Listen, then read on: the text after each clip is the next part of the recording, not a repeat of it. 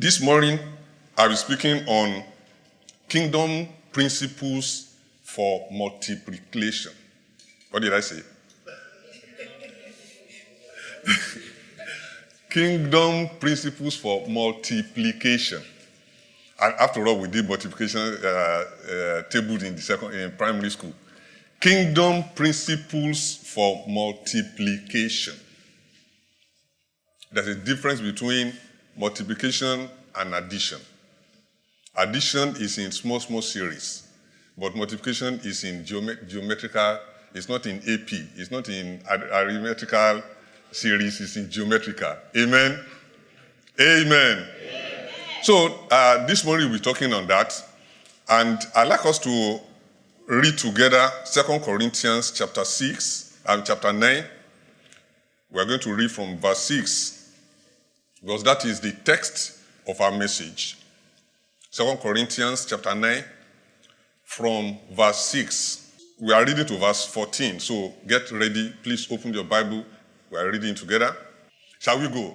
Remember this: whoever sows sparingly will also reap sparingly, and whoever sows generously will also reap generously. Each man should give what he has decided in his heart to give, not reluctantly or under compulsion, for God loves a cheerful giver. And God is able to make all grace abound to you, so that in all things, at all times, having all that you need, you will abound in every good work. As it is written, He has scattered about His gifts to the poor. His righteousness endures forever. Now, He who supplies seed to the sower and bread for food will also supply and increase your store of seed and will enlarge the harvest of your righteousness. You will be made rich in every way so that you can be generous on every occasion. And through us, your generosity will result in thanksgiving to God. This service that you perform is not only supplying the needs of God's people, but is also overflowing in many expressions of thanks to God. Because of the service by which you have proved yourselves, men will praise God for the obedience that accompanies your confession of the gospel of Christ, and for your generosity in sharing with them, with everyone else. And in their prayers for you, their hearts will go out to you, because of the surpassing grace God has given to you. Amen. Amen. Amen. Yes, this morning, God's principles, kingdom principles for multiplication. There are 3 things I'll be doing. One of it was the foundation laid on Wednesday by Pastor Femi when we came at the midweek service, talking about the kingdom. The kingdom. Because we are talking about kingdom principles, we need to understand what that kingdom really means. And then, I'd like to show you your part in the kingdom. And then, we now look at those principles that is applicable in the kingdom where we are talking about. Now, Jesus Christ, in all his ministry, one of the central truths of the ministry of Jesus Christ was the fact that he came to establish a kingdom. Even before his birth, John the Baptist, who was his forerunner, in Matthew chapter 3, verse 2, he started talking and preaching about the kingdom of God. He says, repent, for the kingdom of God is here. Repent, for the kingdom of heaven is near. Repent, for it is here. And when Jesus Christ began his ministry, he started from Matthew chapter 4, verse 17. He started talking about the kingdom. He went about preaching the gospel of the kingdom. And you know, in all these parables, the 24 parables, all the parables, sometimes people try to misinterpret the parables. They take it as actual events. They are not actual events. They are parables that Jesus Christ used to depict the picture of the kingdom so that the people will understand it. He said the kingdom of God is like a man who found a field where there was a pearl, a lot of precious stones. And in order to have access to it, he went to sell everything that he had and came to buy the field. He said the kingdom of God is like a man who went far away and gave talents to his servants. He gave one 5, he gave one 2, he gave one 1. All these parables are parables that talk about the kingdom of God. And in establishing the kingdom, even though a lot of people did not understand it, not even his disciples that he had been with for 3.5 years, they were hearing about the kingdom, They did not really understand it. That even after the death of Jesus Christ in Acts chapter 1, when he was about to be taken away, even after spending 40 days with them after his resurrection, he was about to be taken away, and they were still asking, Master, when are you going to restore the kingdom? They did not understand it. And I bet also there are so many people today who may not really understand this kingdom. The kingdom that God came, that Jesus Christ came to establish is here. Is here. And you are a member of that kingdom. I'm a citizen of that kingdom. You are a citizen of that kingdom. It's a kingdom that comprises of people who belong to him. People who believe in him. And that is why when you are told that, look, he says, you are in the world, but you are not of the world, because you belong to a different kingdom. We are saved, we are called out from the world so that we can become members of this kingdom. And there is an entry point into the kingdom. At the point that you are born again, at the point that you accept Jesus Christ to your life, you become a citizen of that kingdom. Now, when you are in that kingdom, there are things that work, there are things that do not work. And this is what we need to understand. And let me also add that this kingdom is different from every other kingdom. So you see, today, when people say that once you become a Christian, you are free to do what you like, you can live the life you like, you are under grace, and grace covers everything. When I hear that, I see it as a one-dimensional interpretation of the Bible. You're only interpreting it in a single dimension. Because as citizens of this kingdom, in fact, I tell you that the requirement under grace is greater than that under the law. The standard of life in this kingdom, when you become a Christian, is greater than the requirements under the law. Jesus Christ said he did not come to abolish the law, but to fulfill it. What grace has eliminated are those religious rituals in serving God. It has not eliminated the stringent commandments of serving God, of obeying him. And I'm going to show you from the Bible. That under the grace, what is required of you is more than under the law. Let's see together. Let's go to Matthew chapter 5.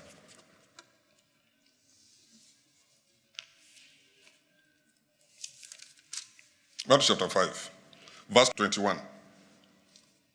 You have heard it was said long ago that do not commit murder, and anyone who murders will be subject to judgment. That was under the law. Now, under the grace, now, I tell you that anyone who is angry with his brother is already committed murder. You see the difference?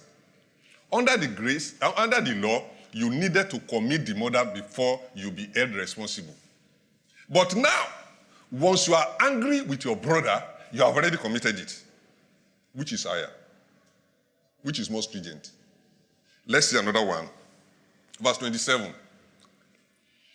You have heard it was said, do not commit adultery. That's what the law says, do not commit adultery. Now, under the grace, now it tells you that even when you look at a woman lustfully, what does he say? You have already committed adultery. You have already committed adultery. So it means that under the grace that we are now is much more stringent. The standard is higher than under the law. Let's look at one more example. 38. It says, you have heard and it was said, an eye for an eye and a tooth for a tooth. Yes, that was under the law. Under the law, if anybody is eye for eye, tooth for tooth. But now under the grace, it says, if somebody strikes your right cheek, you turn the left cheek. And since that enemy, you must love that enemy. So you see that under the grace, what is required is higher than under the law.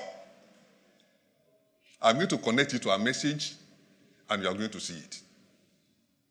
So what I'm saying is that when you become a Christian, you become a member of this body, you become a member of the kingdom. And this kingdom, there are principles that are applicable, there are principles that are not applicable. And this is what we begin to see. Now, this is a kingdom established by Christ himself. And his desire is that this kingdom will expand, will explode, will multiply. It will increase. I like that song that says, Jesus shall reign wherever the sun doth its successful journey run. It means wherever men can lift up their eyes to see the sun, Jesus Christ must reign on that land. And how does this get there? Through myself, through you and I. He told the disciples, he said, you will be my witnesses from Jerusalem to Judea to Samaria and to the uttermost part of the world. That is expansion, explosion, extension of the kingdom. The kingdom that started in Jerusalem is now extended to Judea, to Samaria, and then to the uttermost part of the world. And that is what has come to you and I today. It's the kingdom, the expansion of your kingdom. Now, the expansion of God's kingdom has always been through the generosity of those who are members of that kingdom. Of course, it cannot grow. If you don't pursue it, if you don't give to it, if you don't give your life to it, you don't commit yourself to it, it will not grow. Just as any business will not grow if the owner does not do anything. But we know how we multiply investments. It's the same way you and I will have to multiply our investments to see that the kingdom of heaven continues to grow and continues to expand.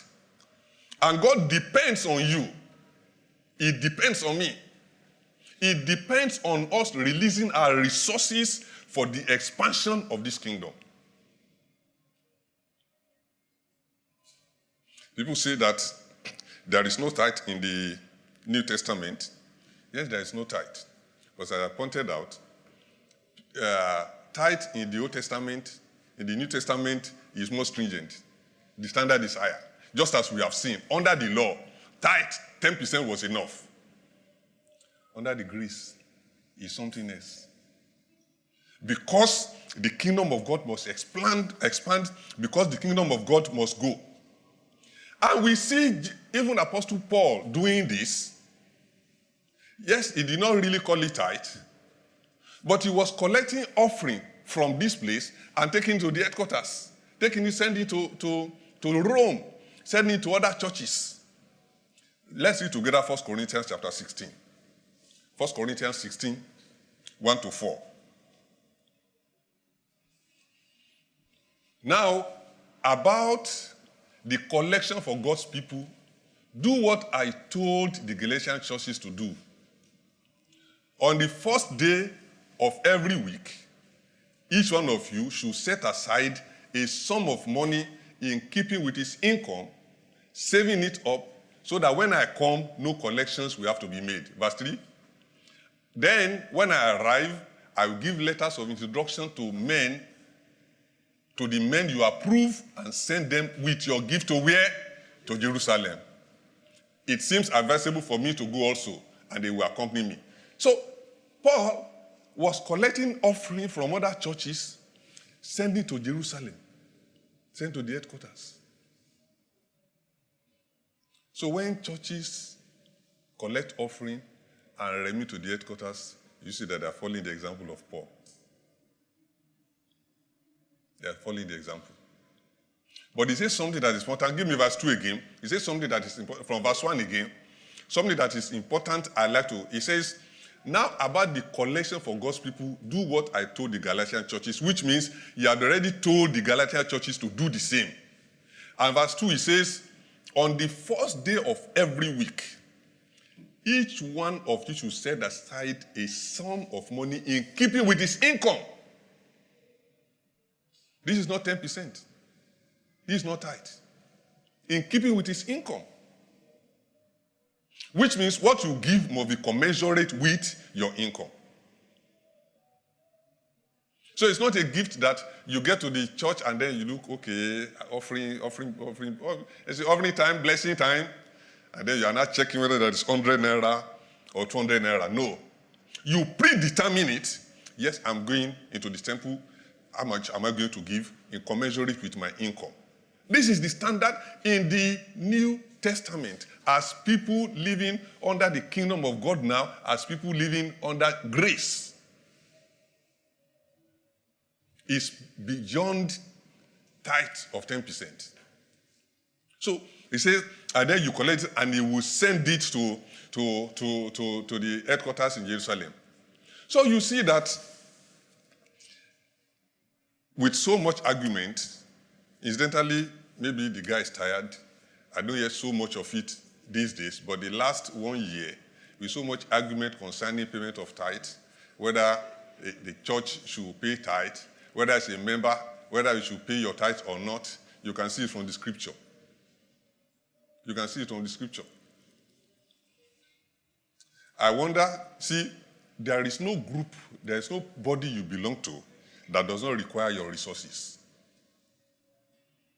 If you're a member of Nigerian Institute of Architects, you pay subscription. If you're a member of NBA, Nigerian Bar Association, you pay subscription.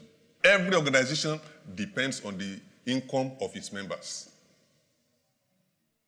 And it's not for you to choose. People say today that, okay, instead of that, I will not give my tithe to the church. I will go and look for somebody who has not eaten since yesterday and give him my money. That's not the right approach. You need to follow the Bible. Because you now belong to the kingdom. That kingdom must expand. That kingdom must grow. The kingdom of God, the kingdom of heaven, the kingdom of Christ that we belong to, having been born again, that kingdom, we must extend it to others. And this is the instruction that we have been given.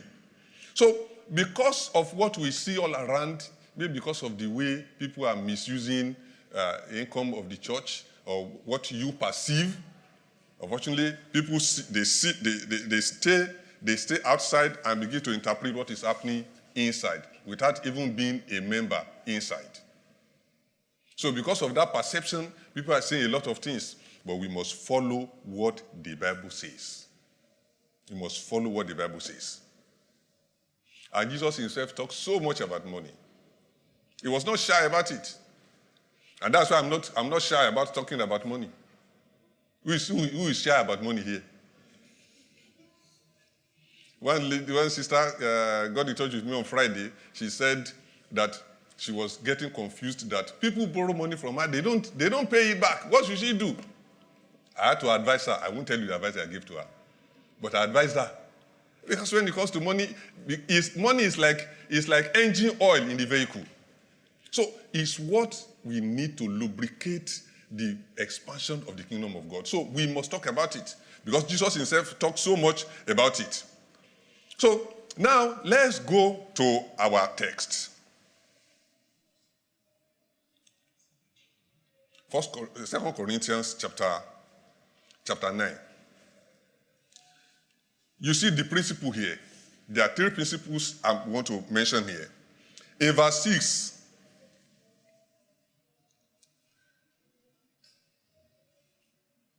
now, if you start from verse 1, you see that this is the message, this is the letter of Paul to the church in Corinth. It's the letter that Paul wrote to the church in the city of Corinth. And the letter from verse 1, he begins to tell the church in Macedonia, the church in Achaia, about the generosity of the church in Macedonia. That the church in Macedonia, they are known as a generous church, and I can give that testimony concerning them. So I'm telling you that I want you, the church in Achaia, to be like the church in Macedonia. How they gathered sufficient resources for the extension of the kingdom of God. I want you also to do the same thing. So I'm sending this letter to you in advance so that you can get prepared. So that you will not say it just came suddenly. I'm writing to you in advance so that you get ready. You know, it's like what I said, that when you are coming to the church, before you leave your house, you should predetermine what you are going to give. You should predetermine it. And I'm going to church today, okay, my offering today has to be something reasonable, something big. It's not a decision you just take by the time the offering box comes before you. So this is what is telling the church, that I'm writing to you, get ready because I'm coming. In fact, make sure you begin to gather these things little by little so that when I come, it will just be to gather it and I can send it to the other church. So he establishes 3 major principles that I want to share here. Verse 5, it says, so I thought it necessary to urge the brothers to visit you in advance and finish the arrangement for the generous gift you had promised. This is to the church in Achaia now, that they are coming so that the general gifts you have prepared in advance, you can have it ready. Then it will be ready as a generous gift by the time I come, not as the one that you are giving grudgingly. Verse 6, he now said, remember this. As you are preparing your gift to give, remember that if you sow sparingly, you are going to reap sparingly. If you sow generously, you are going to reap generously. This is the law of sowing and reaping. As a basic law of life. The man who plants a handful of maize and the one who plants a bucket full of maize, they will all reap, but not the same quantity. This is a law that is applicable in this kingdom. In the kingdom of God, what you give, you reap. What you sow, you reap. We see this operative in the physical world, but when it comes to spiritual realm, some of us, we find it difficult to really believe it. But I tell you, it's as true in the spiritual realm as it is in the physical realm. That when it comes to giving to God, when you give generously, you reap generously. It's a basic law. Because in giving to God, first of all, you know that usually, normally, it is not the amount you sow that you reap. It's in multiples. If you sow 1 handful, you will reap more than 1 handful, but not as much as the person that sowed a bucket full. It's the same thing in life. And it's the same thing in the spirit. So when there is need to give to the things of God to expand this kingdom of God, it's something that you should do wholeheartedly. Wholeheartedly. But let me also share with you one principle. You remember that woman in the temple where they were bringing their offering? The woman who brought the least of the offering and dropped in the offering box. And Jesus Christ looked at them and said, this woman has given more than every other person because she had given everything that she had.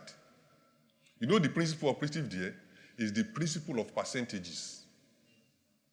The percentage, that woman, Jesus Christ said she had brought everything that she had, which means she had given 100%. He said others have brought from the abundance of what they have, but this woman had brought everything, which means she had brought 100%. And so when it comes to giving, this is one rule that you need to apply. When it's time to give, what percentage of your income do you give to God? If you have 50 million naira, and you come, they say they are doing offering, and you drop 1,000 naira. And you see this other person who has 5,000 naira, and he does 500 naira. Is there no difference? There's a difference in the percentages. So when it comes to giving, you see, you give out of, just as we read it, that out of the abundance of what God has given to you, it is the percentage that you give that matter. It's not the amount. It's not the amount, it's the percentage that matter. When offering boxes are going on, this person may drop 1,000, this person may drop 5,000. But do you know that the person who dropped 1,000 could have given higher percentage than the person who dropped 5,000 naira? You understand the principle? That is the principle spiritually. So it's not for you to think of, to consider how much you have given, but is it sparingly? Is it generously? And when it comes to generous giving, where you need to be generous more is in the things of God. So this is the first principle, that you need to give generously. You need to be generous to the things of God. You need to be generous, because this kingdom must grow. This kingdom must expand. This kingdom must be spread. And the second principle is that you need to predetermine, I mentioned you need to predetermine how much you are going to give. It's not something you decide on Sunday morning. Well, there's so much projects, there's so many things that you need to do.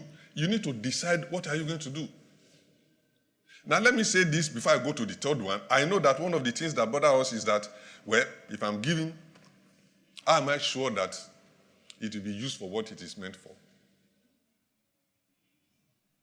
How am I sure that it's not going to be used for the man of God to buy private jet, or to begin to fly all over the place, or maybe to be used, he will use it to buy houses in where now? Banana Island. Now, I want to tell you this, that in CTC, in Christ Treasure Center, we take the matter of accountability very, very serious. Very serious. We know the commission we have received.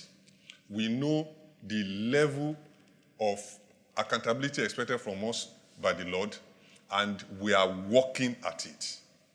This is not the place where your money will be diverted to go and buy houses, or to go and buy something else, or to buy private jets. No.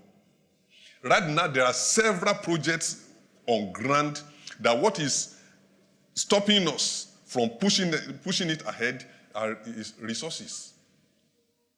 We have brethren in Ghana who are ready for CTC to take off. Fully ready. But we cannot fund it. Abuja is there. They are ready. We need resources to fund it. India is there. They are ready. We need resources to fund it. Next week, we'll be going to Aba for a program. There's a sister in Port Harcourt who asked me, said, when are you coming to Port Harcourt? Because she had attended one of our programs in the past. Where are you coming? So all around, even in this place, even within Lagos, Edbeda is there. I'll be discussing with Sister Victoria how we're going to move that center forward. Aripo is there. There are so many things waiting for resources for us to move ahead as a church. So this is not a place where people will collect your money and then they go to sleep. No. It's a place to give, to expand the kingdom of God. To expand the kingdom of God. So, and the third one is that the giving has to be done cheerfully. Cheerfully, not reluctantly, not grudgingly. Not to squeeze your face. Even if you go to visit somebody and he wants to entertain you and he squeezes his face. You know, there's a way you go to visit somebody who offer you a bottle of Coke, you will reject it. Even though you are thirsty. Because when you walk there, Brother, you are welcome, you are welcome. And then, should I give you Coke? When I've come all the way you're asking me, what do you say? You say, no worry. You say, no need. Don't worry, I'm okay. You sense, there's a way you sense that reluctance. It's the same when it comes to giving to God, brethren. You have to do it cheerfully. You have to do it cheerfully. After all, who gave you those resources? Who gave you the employment? Who gave you the opportunities that you have had? Who put you in that position? He put you there. And then he lifts you up and puts you in a place and asking for something from you. You know, the easiest way to do the example is a boy, a child, that from 2 cartons of biscuit, you pick one and give it to him. He opens it, and you say, give me just 1 piece of that biscuit. And he begins to run away. He says, no, just 1 piece of the biscuit. I have 2 cartons here. I've just given you 1 piece. There are 3 pieces there. Give me 1 piece. And he begins to run away. He begins to cry. But this is the way many of us relate with God. When there is need to release the resources that is given to us, we begin to make calculation. You now begin to use Microsoft Excel. You put all your data on Excel and begin to do some statistics. Because it is time to give to God. So, brethren, we need to give generously to the things of God. See, I've never met anyone who gave so much to God that when it is time for him to buy his car, he couldn't make out the money because the money remained 10,000 naira, which he had given to God, which he had given in the church. So he couldn't get 10,000 naira to balance up the amount he needs to buy a car. I've never met anyone who gave so much to God that in building his own house, when it comes to the roofing, he couldn't find 50,000 naira to give the roofing people to complete his roofing. It will never happen. In fact, God himself is the one that will multiply what you are giving to him.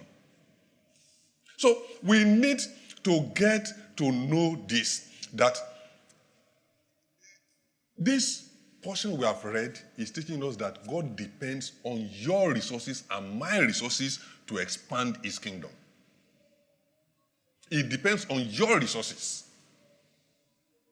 You cannot afford to be a miser to the things of God. You should change yourself. You deny yourself. When you overcalculate, you deny yourself. But when you are generous to the things of God, you open wide the door of blessing unto yourself. You open wide the opportunities of promotion, for advancement unto yourself. When you open it, when you share your resources with God. Because come to think of it, the resources that God gives to you is not so much for personal use, but for his kingdom use. It's for his kingdom use. Now imagine you have a child in the US who is schooling in the US, and you have to send school fees to him, but you have to send it through someone.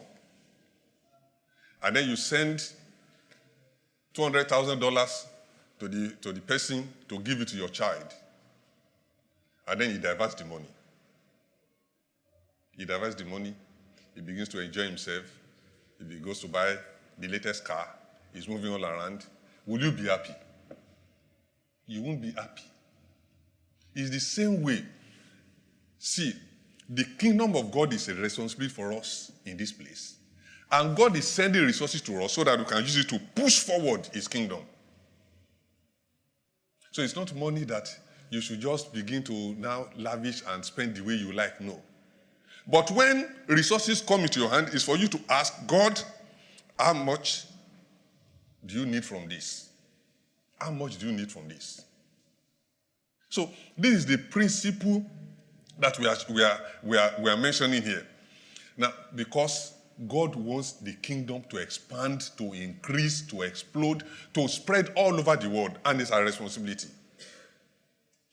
I tell you, if you can get 100 million naira in CTC today, it will be for the kingdom of God. In fact, we ask some of you to accompany us to Ghana, to go and spend 2 weeks there. You take your leave, you go and spend 2 weeks in the CTC in Accra or somewhere, or even India. I think India will be better. Yeah? Yes, your leave, we go together there. We spend 3 weeks with the brethren and do service. In fact, you need to see how service is done in other places. You need to see how service is done. The first time I attended, I was invited to speak in a school for the handicapped. School for the handicapped. That's why I know that people who are deaf and mute, they know how to praise God. You know, we are playing drums here. If you play drums, they won't even hear. So it's not a matter of drums, it's not a matter of microphone. But because they cannot speak, they cannot hear, but they have a way of praising God. We did praise worship there, I cannot describe it. I cannot describe it. So you need to see how service is done in other places.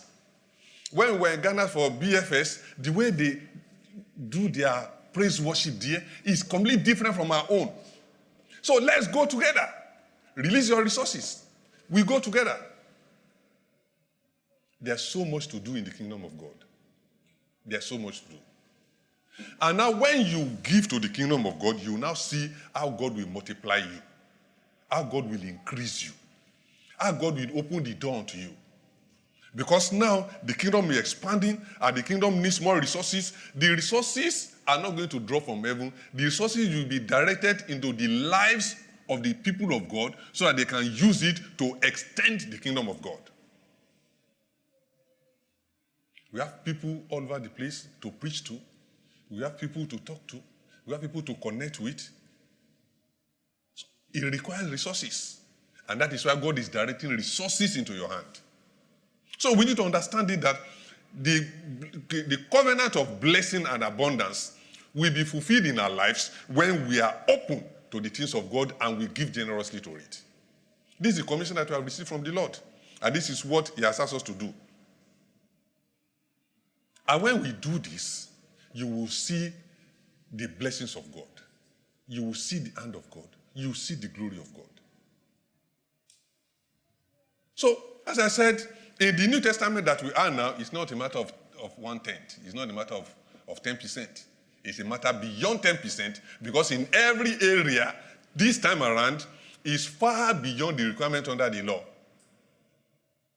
So if your calculation is just 10%, that's just basic. That's just kindergarten school. That's just crèche. We are rising up. We are rising higher in the name of Jesus. So it's a call for us. The principles, kingdom principle of multiplication is by giving. By giving to the things of God, by giving to the people of God, by giving to the expansion of the kingdom of God. And as we give, we begin to see how our lives also will expand, how our lives will increase, how light will come, how grace will come, how advancement will come. Because God knows that when He gives the money to you, you are going to use it for His kingdom. When He gives the resources to you, you are going to use it for His kingdom. So don't be a blocked pipe. Be a pipe through which blessings flow into the kingdom of God. When you block a pipe, it will burst. Because the water keeps flowing, there's no way to go, it will burst. But when it flows, it continues to flow every day, continues to flow continually. So don't be a blocked pipe. Don't block the presence of God. A blocked pipe is when blessings come, it's only or Microsoft Excel, and everything is calculated to the last kobo. No. We have to release to the thing of God. You see that? Now, for you to be in a position where you release to the things of God, you must be a child of God. That's the purpose. That's what it means. Because when you are a member of this kingdom, you will ensure that the kingdom extends to the next person. It extends all over the world. So you need to be a member of the kingdom. And joining the kingdom is very simple. is very simple. It's very easy. Acts 2:38 gives us how to become a member of this kingdom. Because there is a door that opens, that grants you access into joining the kingdom. Acts chapter 2 verse 38, it said, repent and be ye baptized, and you receive the Holy Ghost. Peter replied, repent and be baptized, every one of you, in the name of Jesus Christ, for the forgiveness of your sins, and you receive the gift of the Holy Spirit. This is the key. This is the entrance door that opens, that allows you in entry to become a member of this kingdom. Simple by repentance. When you repent, you give your life to Christ, you are baptized, you receive the gift of the Holy Ghost, you become a member of the kingdom. And this is the opportunity I want to give to everyone here. If there's anyone here that you are not enlisted in the kingdom yet, the funny thing is that if you are not a member of this kingdom, whatever you give, whatever you do, will be multiplied by 0. It's as simple as that. That is why the Bible says that all our righteousness, they are filthy rags. There's no record. There's no record of righteousness, of good things for anyone who is not in Christ. Because all the righteousness that he can do will be multiplied by 0. But when you are in Christ, then the righteousness, the things that you do, they are in your record in heaven. So you must be a member of this kingdom for whatever you do to be on record. Yes, you can feed the poor, you can give the people, you can do this. If you are not a Christian, it's multiplied by 0. It's as simple as that. But when you are in Christ, you are a new creature. When the Bible says you are a new creature, the kingdom comprises people of new creature. So you become a member of that kingdom because you are now a new creature. Because you have been bought with a price, you are no longer your own, you now belong to him. And so whatever you do is on record. And then you can be sure that at the end, you will receive the generous reward that he gives to those who obey him. So this morning, I want to give this opportunity. If you are here, you are not born again, there's never been any time you consciously, intentionally cried up unto God that, Father, here I am. Save me. Help me. If there's never been a time like that, I want you to do that this morning. As we bow our heads, I want you to do that this morning. Just raise up your hand. We pray together. That, Lord, I'm not sure. I can't really say I'm a member of that kingdom.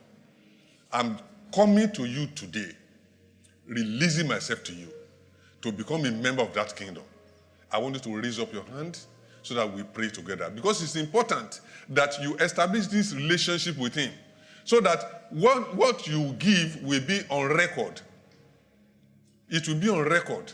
It will not just be multiplied by 0 as we pray together.